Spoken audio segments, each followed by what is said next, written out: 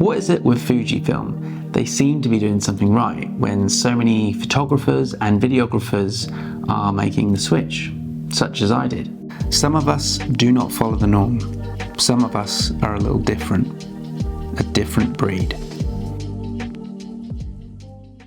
That quote is taken from the Fujifilm X Pro 3 promotional video, and I think it perfectly encapsulates what this camera is all about.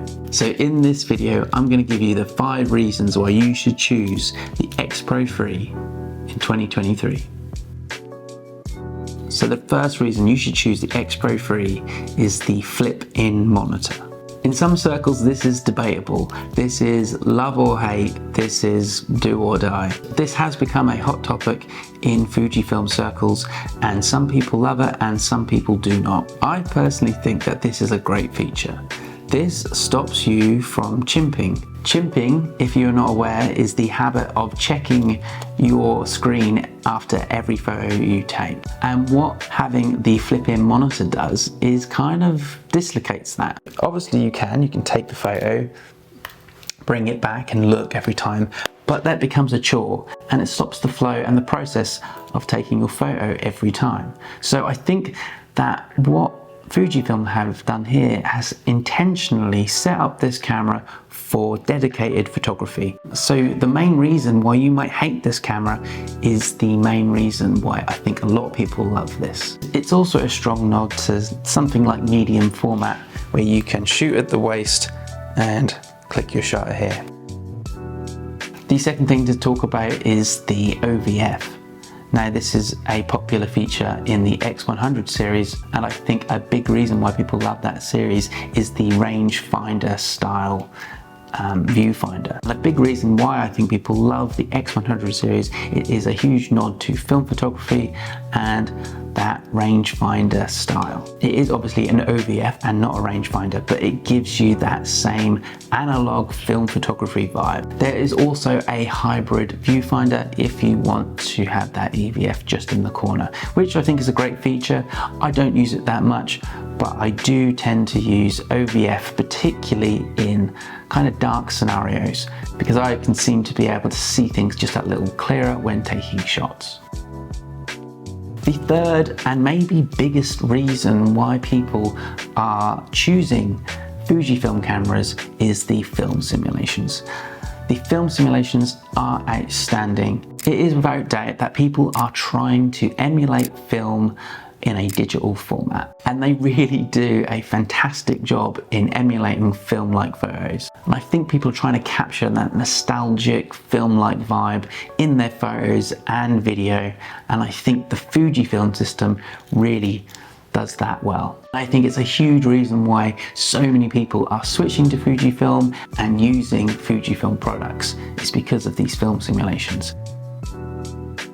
The fourth reason, and this is probably the main reason for me why I chose the X Pro 3 over something like the X100V, is because there is the capacity for interchangeable lenses. Now, I did own the X100F, and that was a fantastic camera. Don't get me wrong, this is not me bashing on the X100 series, but I did find it limiting and at times wanting a different focal length. And I really do think that the X Pro 3 sits somewhere in the middle between something like the XH2S and the X100 series. It's a professional camera that can still interchange between lenses, but at the same time still feel like an everyday camera, especially if you throw on a 18mm f2 and have that real pancake lens on there and take that around with you all day. So this could be an everyday camera, but it also could be your professional setup.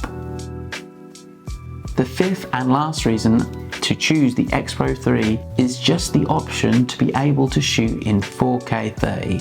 You can also shoot slow-mo and FHD, but with the 4K 30, if I have just got this camera on me, this gives me the ability to just grab maybe some B-roll or just a point of view of where I am and give some context to a video that I might be working on. So for me, as a content hybrid shooter, this was really important to have. I don't think the video capability in the X100 series yet is still good enough. This obviously isn't going to outshine the XH2S, which I'm filming on now, but it's going to do a pretty good job. And so for when I need it, I will stick on something like the 18-55 kit lens. So if I need to film anything on the fly, I will use the 18-55mm kit lens. This has optical image stabilization, so I'm going to be able to stabilize my footage because this doesn't have any IBIS. So if I need it, it's there, and a great feature and a real reason to buy this camera in 2023. So who is this camera for? This camera is for someone who might be a hybrid shooter but has multiple Fuji and third-party lenses that fit the X mount, but at times you're still looking for an everyday camera. I really think that the X Pro 3 fits that so well, and it's marketed probably at someone who is a professional or a serious photographer. Wouldn't be something I would recommend for filmmaking, but it has great capabilities if you need it. The lens I like to pair most with this at the moment is the 35 f2. This is a great lens. I've made a short little video about that here that you can watch. It takes great photos. I used to pair it with my X-T3, but now it's always sits on my X Pro 3, and it's great because it's so inconspicuous. I am thinking about getting the 18mm f2, which I don't own yet, but if I wanted it to replicate something like the X100V, the 18mm f2 would be the perfect combo. Aesthetically, this thing is beautiful. I have gone for the Dura Black coating. It's scratch proof. Some people again are love or hate about the titanium scratch proof covering here, but I really like it. What also is great is that you can see all of your film stocks on the back when shooting, which is why the flip-in monitor is very attractive to film photographers wanting to shoot in a digital format. I'm really fond of this camera, and I think if you're someone who is looking for a digital camera but coming from maybe film photography, or wanting to just kind of slow down your process and work on your art more, then the X Pro 3 really does it for me, and I think it will for you too. Okay, so that's going to do it for this video. If you have any questions, drop them in the comments below. Thanks for watching.